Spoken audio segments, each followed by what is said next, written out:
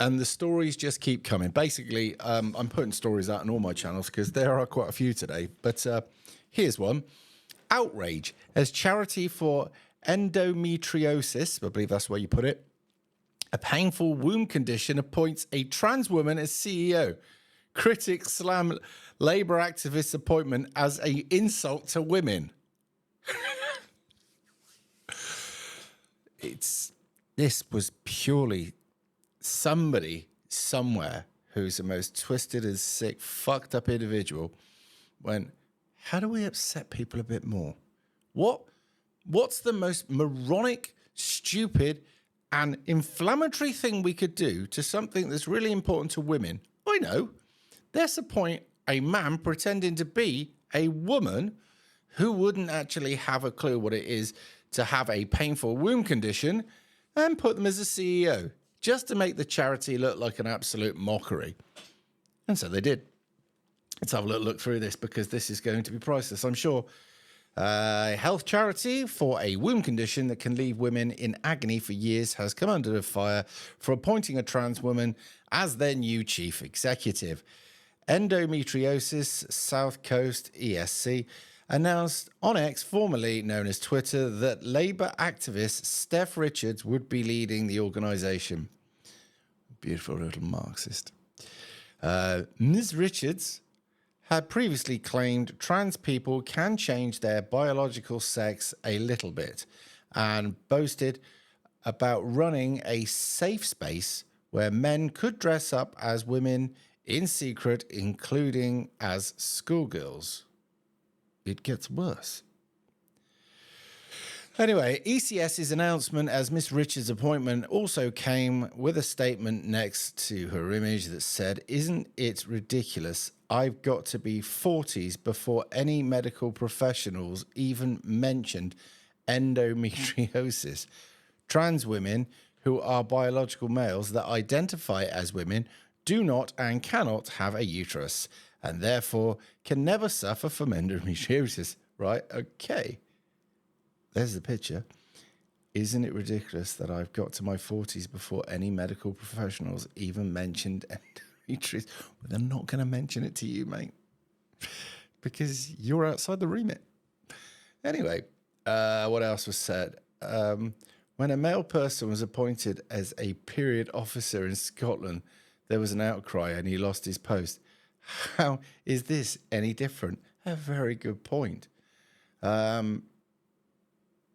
It's just, it's Marxism on tour, isn't it?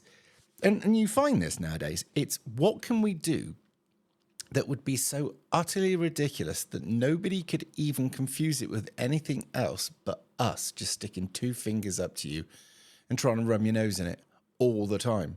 It's almost as if the thing that makes these decisions and forces this on others goes, how can we upset them some more?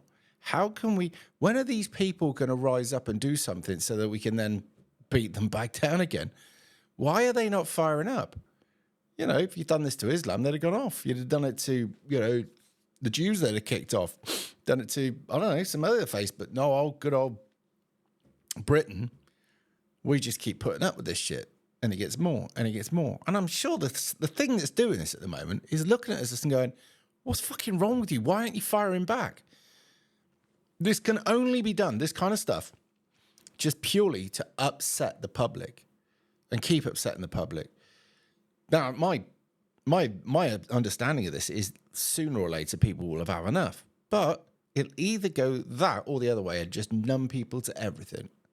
So they become so utterly consumed by being numb that they can't feel anything more. So when the society comes along and says, we're changing this or we're changing that or we're doing this or you're now this or whatever it is that they decide to put on us next, they just go, yeah. I mean, you look at society, they've done them, they've put chemicals into them for how many years now and dumbed them down? I mean, look at me, I was on fucking antidepressants for 18 years, right? But anyway, you look at people on all these different stuff and they've become completely removed.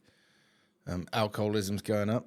Drug abuse is going up, mental health problems are going up, all sorts of other stuff. And you get this kind of stuff. Anyway, let's find out how much she's getting. The appointment of Miss Richards, who uses the pronouns she and her, as her undergone 30,000 in treatment and surgery to transition, was met with backlash. Caroline Egg, director of Conservatives for Women, said she was in disbelief, pretty much as I am now, but not complete, adding, it's an insult in pointing, it's an insult to women. It's an absolute shocking appointment. There's just disbelief and despair amongst the entire community, and I bet there is. Kelly Jane Keane, founder of Let Women Speak movement, was critical of the language used by the charity and said it ignored women and branded the appointment balmy. She's right. Anyone or everyone has lost the collective minds. Yeah, basically, it's just saying exactly what we think. The absolute disaster in front of all women who suffer from endometriosis, which is about 10%. Well, that's quite high, actually. I didn't know. 10% of women. It's fairly insulting. Well, that's really insulting. It's doubly insulting when they use female language for him, but not for a suffering the condition. Right, my reading's pretty shit, so as you can get, but you get the gist. It's there if you want to go and have a look at it on the Daily Mail. But the long and the short of it is purely just to tell you, fuck yeah. We're going to do the most septic, twisted, evil and balmy shit, and there's nothing you can do about it. Now go and fuck off and just take it. That's exactly where it is. I detest the system. I detest this. And I hope one day we wake up and fight back from this, because the future for your kids is fucked. Totally and utterly fucked. And if you don't do something, there it is. But there it is. A bit like the weekend just gone. Why was it so few of us had to go out and do that? And yet Islam on the other side sent thousands and thousands and thousands.